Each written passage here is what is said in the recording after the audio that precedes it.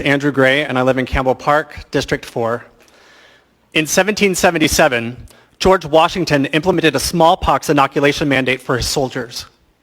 This policy was in direct contradiction to the Surgeon Generals who had forbidden mandatory inoculations, and the mandate was very unpopular.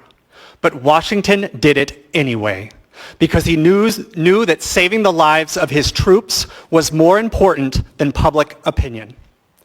Another historic relic much in the news of late has been the filibuster, a minority party's attempt to delay a vote by various procedural mechanisms.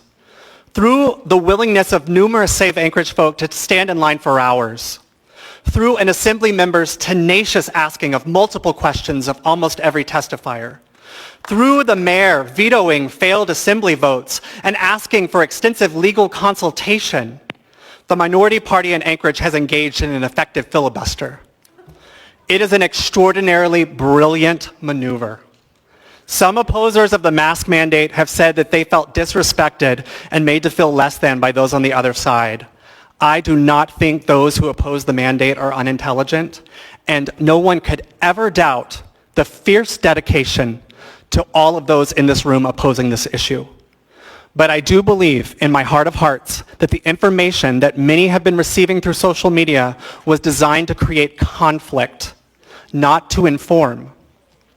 Ivermectin and hydroxychloroquine have all been studied as potential treatments for COVID-19, but the studies do not support their use.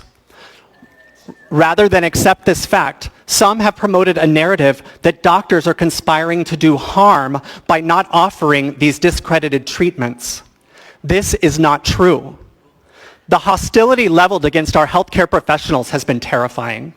This anti-intellectual rhetoric, the questioning of doctors by some whose main qualification is what they've seen on YouTube, the attacking of people with advanced degrees is akin to communist China in the 1960s.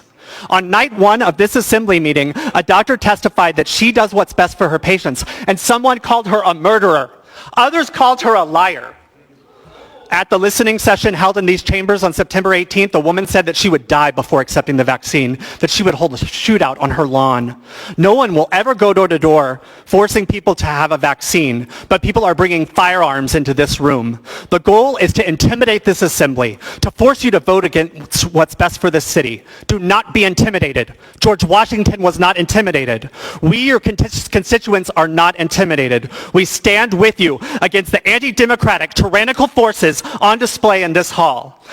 I, for one, will not allow the mayor and his supporters to turn Anchorage into communist China. I'll die first.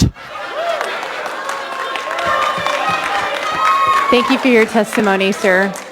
Ms. Allard has a question for you. Ms. Allard? Sure. Now, you know I was going to ask you a question, right? I didn't, actually. All right, so a couple of things. So you're for the mandate? I am for the mandate. Okay. So we all know the mayor, I'm asking you a question, was elected by the majority, or he wouldn't be the mayor. I have a comment. Okay. Can we let's go. Okay. So if you break down the votes, Yeah. he won Eagle River by 3,000 votes. He lost Anchorage proper by 1,000 votes. What's your point?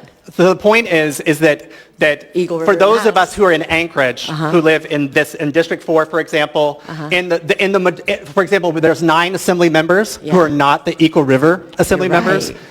The majority of us voted for a different mayoral candidate. And Excuse I feel me, like sir. No, come on, you guys. Hold on, folks. Hold on, everybody. Eagle River has the mayor. Ms. Allard, Thank God. sir. So here's I've got Ms. Allard. Hold, please. Mr. Constant, you have a point of order. Thank you. Well, this is very interesting and makes for some lively conversation. I think that it's out of order for the process of a public hearing to have this kind of a debate right now. And so I would ask us to hew it in and bring it back into alignment with the fact that this is the public's opportunity to talk to us. All right. Thank you, Mr. Constant. I agree with the point of order that you've raised. Ms. Allard, yes. would you like to restate your question? Yes, thank you for your testimony. You're very animated, and I appreciate it. And I disagree on a lot of things, but I do appreciate your testimony.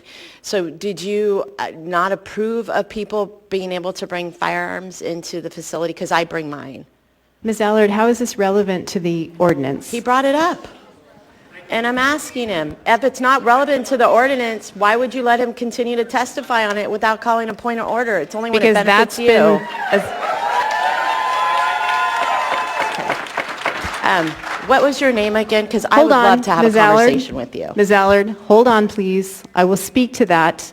Sure. I did not interrupt this gentleman because, as I stated earlier in the meeting, we have already established a practice during this public hearing that folks are off topic. And while I have asked people to stay on topic, I would appreciate it if assembly members would help with their questions to keep folks on topic. It's only You me may that do it continue. to. What was your name again, please?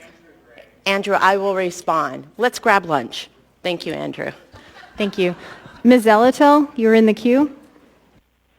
Thank you, Madam Chair. As the speaker spoke to indicating a couple of suggested treatments for COVID were discredited, I would like to ask what the speaker's professional qualifications are.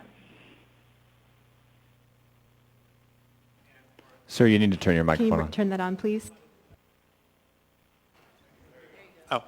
I'm a healthcare provider for the federal government and for the Alaska Army National Guard.